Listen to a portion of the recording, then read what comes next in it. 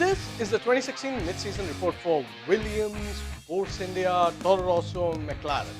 Let's just call it best of the rest. And let's start with the number 4 team in points, Williams. Williams is one of the legendary teams which has been around forever.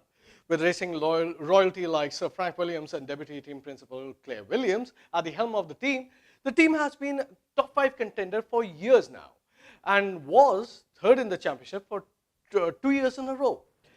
And at the start of the season, Williams were favourite to hold on to their 4th place and maybe finish a third, a place up.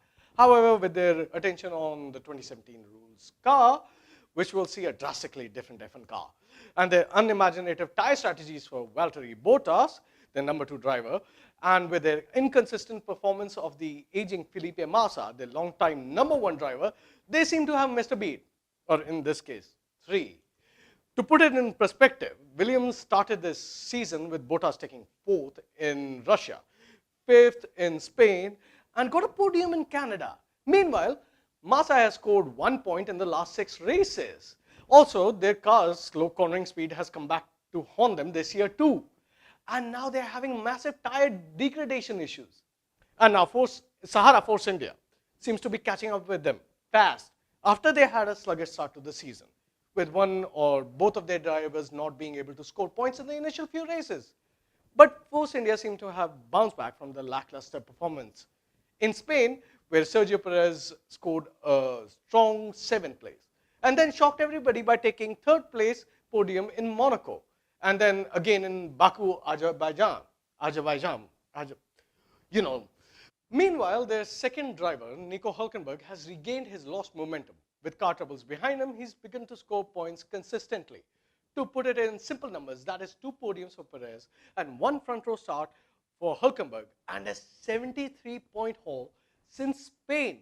That means they have cut down the point difference to Williams at number 4 by just 18 in German GP, the last race before the mid-season break. And according to team principal Vijay Mallya, they are now racing for the 4th place. However, with no more updates to come for the car and most of their attention on the 2017 car and some mounting legal troubles for team principal Vijay Mallya, the task looks hard, but not impossible.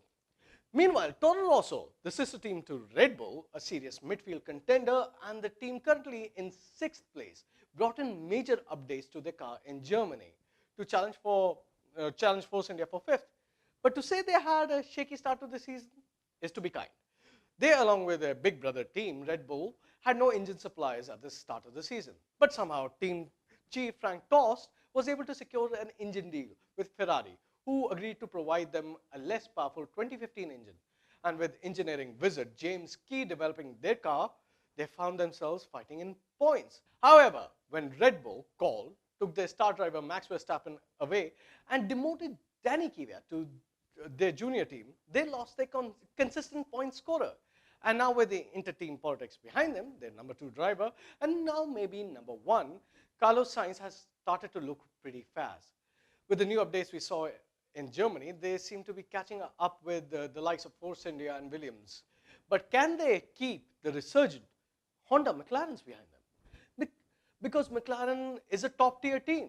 They've had the likes of Ayrton Senna, Lewis Hamilton, Mika Hakkinen in their driver's seat.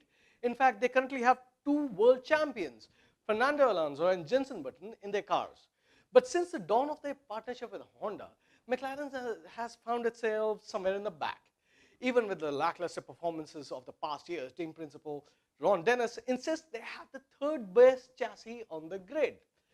And with performances of the Honda engine this year, which have greatly improved from the previous years, the McLaren have looked faster than ever before. Maybe not in the V6 era, But in the last few races, the car's fuel consumption have been their Achilles heel.